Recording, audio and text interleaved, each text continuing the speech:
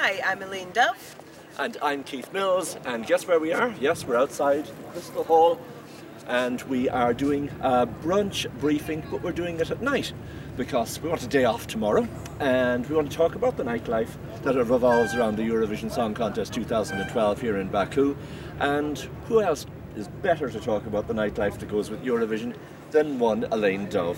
So Elaine, Eurovision 2012, good nightlife? Yeah, fabulous. And first of all, doing a brunch blog at night makes sense to me because I don't know if you feel the same as me, that time just seems to be completely upside down here. Nothing is normal. It's kind of ideal for me. I've always said my ideal body clock is a stay up till 3-4 in the morning and get up at 11, and that seems to be perfect for Azerbaijan. Yeah. And that's only on the early nights. I mean, there are late nights that you can get us to 6 o'clock and 7 o'clock. You know, it's really difficult when you don't know whether to describe them as late nights or early mornings anymore, because I'm confused already. This morning's from last night was 6:30 this morning. So that's really an early morning, and your body just seems to get into tune with it, and you get used to staying up late. You go to bed, you get up rhythm of the day, and you before you know it, it's 5 o'clock where it feels like it should only be 11 o'clock in the morning. It is. It's very, very strange. Yeah. I mean, as I said, people, in case you're not aware, Baku is 4 hours ahead of the UK and Ireland. So the contest here is at 12 o'clock. The semi-finals finish at 2 o'clock.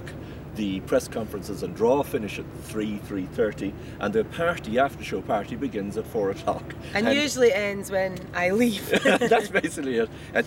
They really draw down the shutters going, there's Elaine off, might as well go home now. So what good parties have you been to, Elaine? Well, it wasn't a busy party, but one of my favourite parties was the Georgian party. Yeah. Not as busy as normal, but the red wine is to die for. It was just one of these parties. There wasn't many people dancing. A few glasses of red wine, shall we? The cha-cha was the cha-cha. Brilliant. And the cha-cha is not a dance. The cha-cha is a Georgian cocktail, a bit like tequila. And yes, although there was a victim or two of the cha-cha. There certainly was. What other ones? You were at the German party that I missed. Oh yeah, the German party was fabulous. We went in. I was going to the German party for an hour, but obviously doing my bit for all kinds of everything, I felt that a bit more research needed to be done into this party. So I took one for the team, and I stayed to have more free red wine and let Andrew go back. Much appreciated there. Yeah, I'm very selfless. Yes, absolutely. So we went in, we met Roman Lobb at the door, who was just stunning anyway, and he pointed us in the direction of the beer and said, make sure you drink lots of beer. I said to him, Roman, I'm from Scotland. He said, well, you'll have no problem then. So we went in, the wine was free. We sort of mingled for about half an hour, then Roman came on and did his song, obviously Standing Still, and did 2 or 3 songs. Then Nina Zili joined, so Keith would have loved this party. I did feel slightly guilty. She was stunning, and she did 2 or 3 songs. And then Joan appears to be a bit of a party girl herself. She's been at a few. She got up and did a lovely set.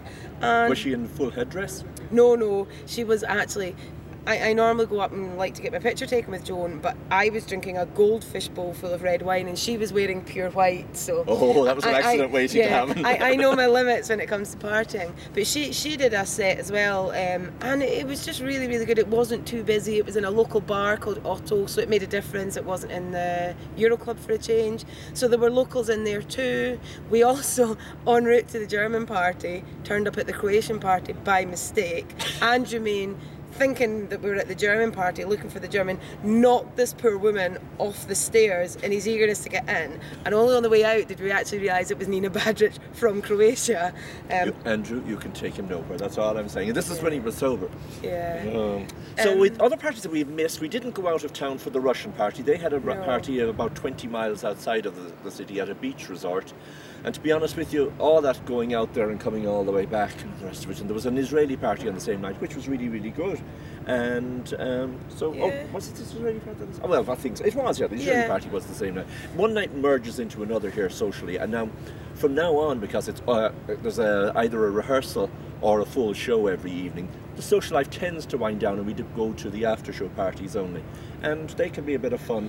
Yeah, last night was great. Last night, and it was kind of ad hoc because we thought, we didn't really know what we were going to. By the time we left the press conference, it was 3:30. We thought, well, we'll give it a bash. And it went on till 6, and it was really, really good. Yeah. I know you'll have heard different opinions on the opening party. It wasn't the grand splendour that some people were looking for, but there was free booze all night, which we took advantage of. And well, there was free beer all night. Now, if you wanted Coca-Cola, apparently you paid for it. well, yeah. That was it. I went there fully intending to drink water all night, but water was 3 minutes. Beer was free. You know, I'm a fifer. I'm frugal. So the beer it was. So that's why you were saving money for Scotland. Yeah. So the artist, it was a bit confusing to begin with because not much of the delegation could get up, and some of the delegations were unhappy. But when it settled down and the guys actually got up to perform, it was a really good night. But I just get the feeling now that the after show parties are the one to be at. Yeah. So there is another after show party on Thursday evening, which will be this evening when you're watching this video, and when we know the 10 semi-finalists that come out of semi-2.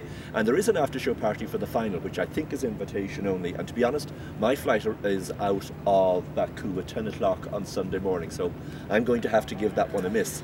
But you might get a chance. Yeah, I'm not convinced as well about the invitation only, because we were told that about the after show parties for the first semi-finals, and again it's in the Euro Club. The Euro Club is a cavern anyway, even when we all go. So if we're not invited, who's actually going to attend the after show party? So I think it will be anything goes, and if it's not Scott's gift to the gab, we'll be trying to get in there if we can. Okay, so that's Elaine Duff. I'm Keith Mills. We're two of the All Kinds of Everything team here in Baku. That's a flavour of the nightlife that we're having. And tomorrow, which when you watch this video will be Friday, we'll be reviewing the qualifiers from semi-2 and looking at the full implications of the draw when we know all 26 places. So I hope you've enjoyed following our breakfast briefings and brunch briefings. I hope you've enjoyed following the blog and our photo stream, and keep following allkindsoferything.ie for Eurovision coverage here in Baku. Goodbye.